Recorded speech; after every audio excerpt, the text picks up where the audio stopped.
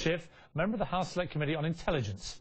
What is going on here? Has there just been a massive ball dropped collectively by the FBI and now the CIA? Piers, I don't think people should leap to that conclusion, both because I don't think we've seen the evidence that that's in fact what happened, and because the investigation is still very early. When the FBI got this information from the Russians, they went out, they did an interview, they did a pretty thorough look at this subject of the Russian concern. They then went back to the Russians and said, you know, we haven't been able to find anything. What have you got? You know, give us some guidance here.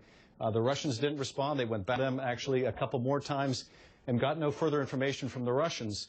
So what they did check out, they weren't able to verify in any way, and I don't think that should lead us to conclude that somehow the FBI dropped the ball. Also, you know, these claims that there were multiple requests by the Russian government to multiple agencies. From what I gather, there were only 2 requests, and if they were not identical, they were nearly identical. So I think people should avoid this rush to judgment of a bureau that, frankly, has been doing spectacular work in the investigation since the event. And I haven't seen an indication yet that they failed to do the work they should have before the event. Senators McCain and Ayotte are requesting that the Homeland Security hold a hearing as soon as possible into this. And it would certainly seem to me there are plenty of grounds to, at the very least, have an inquiry, isn't it?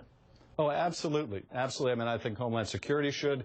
And the Intelligence Committee investigations have really just begun, both to get at, you know, what did we know about these brothers beforehand? What might we have done differently? What do we need to adjust in the future? But also, you know, the broader problem, which is we are seeing this increase in self-radicalization. I don't know, frankly, what would be more troubling, Piers, whether the brother went to Chechnya and was radicalized there, or, in fact, he was radicalized at home. That's almost a bigger problem to deal with. And what we may have to confront is that while we felt ourselves somewhat immune from the problems that Europe has experienced with increasing alienization and radicalization of some of their immigrant community, we may be starting to see those impacts here at home. Congressman Schiff, thank you very much indeed. Thank you, Piers.